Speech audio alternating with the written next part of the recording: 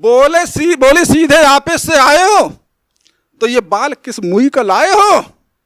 अब तक उसी को सच जाना जो आपने कहा, अब तक उसी को सच जाना जो आपने कहा, लेकिन अब भरोसा नहीं रहा, लेकिन अब भरोसा नहीं रहा। कोर्ट में अर्जी दूंगी, मुकदमा लड़कर गुजारा भत्ता लूंगी, एक एक बात कहूंगी, लेकिन साथ नहीं रहूंगी।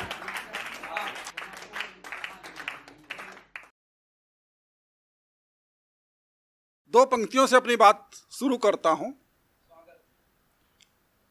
कि एक छोटे से जुर्म में लग रही थी बड़ी दफा, एक छोटे से जुर्म में लग रही थी बड़ी दफा, कुछ पैसे खर्च कर दिए, हो गई वो रफा दफा। कुछ पैसे खर्च कर दिए, हो गई वो रफा दफा। इसलिए जहां तक संभव हो मामले को निपटा लें थाने में, इसलिए जहां तक संभव हो मामले को निपटा लें थाने में। कोई फायदा नहीं है अदालत के चक्कर लगाने में। हमारे देश में कुछ हो ना हो, चुनाव अक्सर होते रहते हैं। कभी लोकसभा का चुनाव, कभी विधानसभा का चुनाव, कभी विधान परिषद का चुनाव। आम जनता के लिए चुनाव क्या है सुनिएगा। चुनाव सिर पर, हमेशा चुनाव सिर पर रहते हैं, कभी कोई चुनाव कभी कोई। अब 2024 सिर पे कि चुनाव सिर पर, वादे मुंह पर।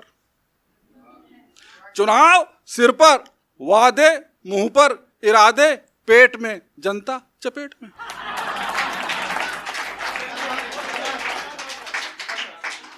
कुछ लोग बड़े उसूलों के पक्के होते हैं, उसूलों से नहीं दिखते हैं चाहे उनकी जान चली जाए। एक चित्र देखिएगा, जब भीड़ वाले चौराहे पर एक चोर एक महिला का पर्स लेकर भागा तो उस महिला ने ड्यूटी पर तैनात सिपाही से पर्स के लिए गुहार लगाई। सिपाही पहले हंसा, फिर बोला, मैं एक निहायत ही उसूलों पर चलने वाला कर्मचारी हूं, जिससे सुविधा शुल्क लेता हूं उसके गुनाहों पर ध्यान नहीं देता हूं, उसके गुनाहों पर ध्यान नहीं देता। एक दिन की एक घटना है कि कभी काफी 25-30 कवि थे, मन छोटा था, मैं किनारे बैठा हुआ था और लोग आते जा रहे, कहीं जरा उधर खिसक चलो, उधर खिसक चलो, तो खिसकते खिसकते ये हालत हो गई कि मैं बस खिसक के जमीन पे आ गया। तो मैंने उस घटना को ज्यों का त्यों लिखा है। आखिर में 2-3 पंक्तियां मैंने उसमें जोड़ी हैं, अच्छा लगा तो आशीर्वाद दीजिए। सुनिए, एक दिन एक कवि गोष्ठी में कविगण कुछ ज्यादा ही आ गए, जिससे हम मंच से खिसकते खिसकते जमीन पर आ गए। एक दिन एक कवि गोष्ठी में कविगण कुछ ज्यादा ही आ गए, जिससे हम मंच से खिसकते खिसकते जमीन पर आ गए।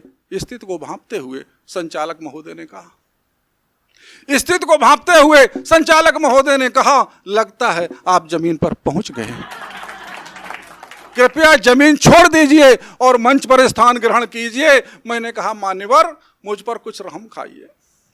मैंने कहा, मान्यवर मुझ पर कुछ रहम खाइए, मुझसे मेरी जमीन मत छुड़ाइए।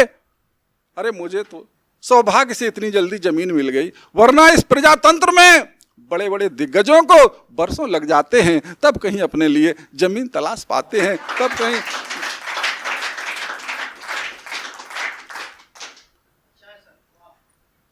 एक सामाजिक व्यंग देखें, हमारे आजकल के रिश्ते कैसे हो गए।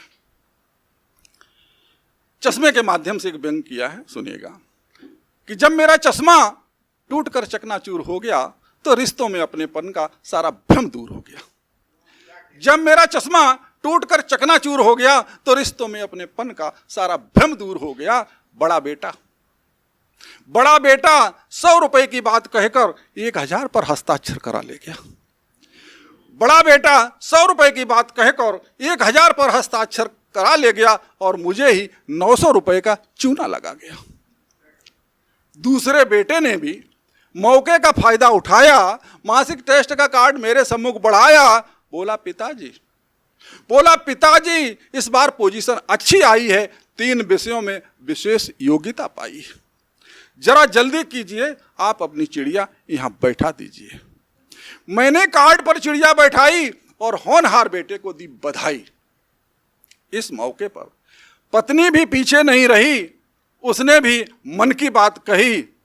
बोली, आपकी कविता जानी मानी पत्रिका में छप गई है, जिसे पढ़ने के लिए पड़ोस ने अपने घर ले गई है। विश्वास न हो तो पत्रिका मंगा दूं, आपकी छपी कविता अभी दिखा दूं। अरे इस खुशी को कुछ तो स्थायी बनाइए, मेरे लिए एक साड़ी आज ही ले आइए। इस खुशी को कुछ तो स्थायी बनाइए, मेरे लिए एक साड़ी आज ही ले आइए। अरे 3 दिन बाद जब चश्मा ठीक कराया तो पासबुक में 100 की जगह 1000 कम पाया।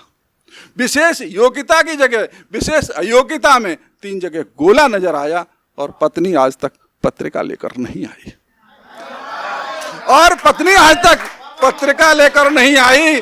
मेरे पूछने पर यह कहकर मुस्कुराई कि चलो इसी बहाने एक साड़ी तो आई, कि चलो इसी बहाने एक साड़ी तो आई।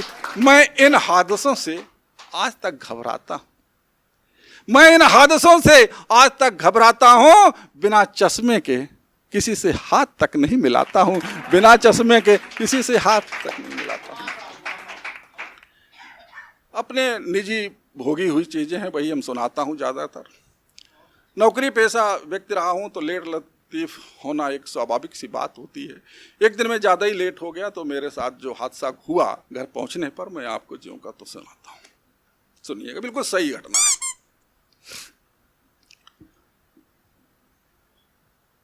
जब मैं ऑफिस से 2.5 घंटा लेट अपने घर आया, पत्नी का पारा 104 डिग्री के ऊपर पाया। जब मैं ऑफिस से 2.5 घंटा लेट अपने घर आया तो पत्नी का पारा 104 डिग्री के ऊपर पाया। भूतकाल पर पश्चाताप, वर्तमान पर माफी और भविष्य के लिए आश्वासन के साथ जब द्वार पर खड़ा होकर 1.5 घंटा गिड़गिड़ाया, तब दरवाजा खुल पाया। अंदर आने पर ज्यों ही शर्ट उतारकर खूंटी पर लटकाई, शर्ट के ठीक नीचे पत्नी को एक 3.5 फुट का बाल पड़ा दिखला। ज्यों ही शर्ट खूंटी पर लटकाई, शर्ट के ठीक नीचे पत्नी को एक 3.5 फुट का बाल पड़ा दिखलाई। बोली, सीधे ऑफिस से आए हो? बोली सीधे ऑफिस से आए हो तो ये बाल किस मुई का लाए हो? अब तक उसी को सच जाना जो आपने कहा, अब तक उसी को सच जाना जो आपने कहा, लेकिन अब भरोसा नहीं रहा, लेकिन अब भरोसा नहीं रहा। कोर्ट में अर्जी दूंगी, मुकदमा लड़कर गुजारा भत्ता लूंगी, एक एक बात कहूंगी लेकिन साथ नहीं रहूंगी, एक एक बात कहूंगी लेकिन साथ नहीं रहूंगी। इसी बाकी युद्ध के दौरान किसी ने दरवाजा खटखटाया, दरवाजा खोला तो साहब का अर्दली नजर आया। अर्दली बोला कि साहब ने आपको बुलाया है, शायद उनकी पत्नी का बाल जो डॉक्टर को दिखाना था आपके साथ चला है।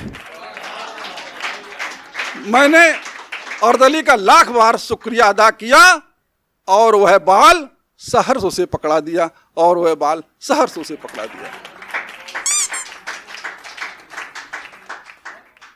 एक व्यंग चमचों पर, बिल्कुल मौलिक रचना है साहब, कहीं नहीं सुनेंगे आप रामदास पाल को, कहीं डुप्लीकेट नहीं माने कि उनसे मिलता जुलता, बिल्कुल फ्रेश माल मिलेगा आपको। कि एक चम्मच के खो जाने पर मेम साहब ने जब नौकर को डांटा तो नौकर सिसक कर बोला, मेम साहब उस दिन जब चमचा खो गया था तो आपने कुछ नहीं कहा था, इस बार एक चम्मच क्या खो गई, मेरी जान की मुसीबत हो गई। गुस्से में मेम साहब बोली कि तेरे साहब के ऑफिस में चमचों की कोई कमी नहीं, तेरे साहब के ऑफिस में चमचों की कोई कमी नहीं है। एक चमचा घर के लिए गैस लाता है, एक चमचा घर के लिए गैस लाता है, दूसरा चमचा टामी को सप्ताह में 2 बार नहलाने आता है। तीसरे, चौथे और 5वें न जाने कितने चमचों के नाम साहब के पास वेटिंग लिस्ट में साहब के पास है। और जब तक इन चमचों को कोई रेगुलर काम नहीं मिल जाता है, तब तक प्रत्येक चमचा साहब के न्याय देसी सूट को इंपोर्टेड बताने, उधर की बात इधर लाने, और कभी कभी तो रिश्तेदारों का सामान स्टेशन तक पहुंचाने चला जाता है। और जब कभी भी इस घर से कोई चमचा खो जाता है तो वेटिंग लिस्ट में एक चमचे का नाम क्लियर हो जाता है। और इस भीषण बेकारी के समय मेरे हाथों भी एक उपकार का काम हो जाता है। इसलिए चमचे अगर 4 भी खो जाएं तो चिंता नहीं सताएगी, चम्मच अगर एक भी खो गई तो मेरी नींद उड़ जाएगी, तो मेरी नींद। एक बार क्या हुआ कि एक टाउन एरिया के चेयरमैन के पास 10-15 लोग जो है शिकायत लेके पहुंच गए। और चेयरमैन ने शिकायत सुनी और सुनने के बाद जो कहा सुनिएगा कि हैं बदतर हालात तुम्हारे, हम क्यों निजात दिला दें। हैं बदतर हालात तुम्हारे, हम क्यों निजात दिला दें। होठों पर मुस्कान तुम्हारे, आखिर हम क्यों ला दें। होठों पर मुस्कान तुम्हारे, आखिर हम क्यों ला दें। तुम वोट दिए हो मुझको, यही तो किए हो कि वोट दिए हो। तुम वोट दिए हो मुझको अद्धा पौआ पंसौआ से, ऐसे ही तो दिए नहीं हो। तुम वोट दिए हो मुझको अद्धा पौआ पंसौआ से, तो क्यों हम विकास तुम्हारे गांव गली में ला दें, तो क्यों हम विकास तुम्हारे गांव गली में ला दें। मैं सोच रहा हूं कि एक कविता बिल्कुल ग्रामीण परिवेश की है और हमें लगता है कि काफी लोग गांव में रहे होंगे। सुनिएगा। बंटवारे का दृश्य है कि एक गांव में जब दो भाइयों बीच बंटवारा हुआ तो पुरानी दुश्मनी सा 12 न्यारा हुआ। दोनों भाइयों के साले मदद के लिए आए थे, बहनोई के पक्ष में बंदूक तक लाए थे। बड़े भाई की पत्नी सिर झुकाए बैठी थी, छोटे भाई की पत्नी कुछ ज्यादा ही ऐंठी थी, बात बात में जहर घोल रही थी, जोर जोर से बोल रही थी। उसका साफ ये कहना था, मुझे तो शादी होते ही अलग रहना था। क्या मेरी शादी में पिता ने कम रुपए खर्च किए जो मुझको हल्के वाले कुंडल दिए। अरे कुंडलों को बंटवारा इस तरह से किया जाए, एक हल्का एक भारी दोनों को ही दिया जाए। ऐसे हालात में बड़ा भाई सोच में था, छोटा संकोच में था। बुजुर्ग माँ बाप की हालत देखी नहीं जा रही थी, दोनों को अपनी लंबी उम्र पर रह रहे गुस्सा आ रही थी। बंटवारे के लिए दूर दूर के पंच आए थे, दोनों ओर के पड़ोसी दीवारों में कान लगाए थे। पंचों ने भी मौके का फायदा उठाया, छोटे से छोटे खेत को बीच से बंटवाया। अरे दूध वाली भैंस बेचकर रुपए बराबर किए गए, नांद तो नांद खूंटे भी गिन गिन दिए गए। नांद तो नांद खूंटे भी गिन गिन दिए गए, तवा और करछुल तक के दाम लगाए गए, झगड़े वाले सामान मौके पर ही नीलाम कराए गए।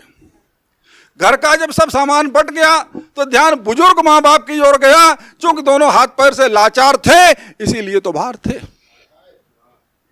चूंकि दोनों हाथ पैर से लाचार थे इसीलिए तो बाहर थे। दोनों भाइयों में एक एक बांट दिया जाए इससे पहले कि उनकी खुराक का अंदाज लिया जाए। दोनों भाइयों में एक एक बांट दिया जाए इससे पहले कि उनकी खुराक का अंदाज लिया जाए। बाप की खुराक मां से कुछ अधिक पाई गई, बाप की खुराक मां से कुछ अधिक पाई गई, इसलिए दूसरे भाई से एवज में 200 रुपए महामारी बंधवाई गई। मित्रों, ये रहा बंटवारे का हाल, जो नहीं रख रहा है रिश्तों का ख्याल। अब तो भाई इस कदर टकराते हैं, बंटवारे से पहले ही दिल बट जाते हैं, बंटवारे से पहले ही दिल बट जाते हैं। और अंतिम रचना,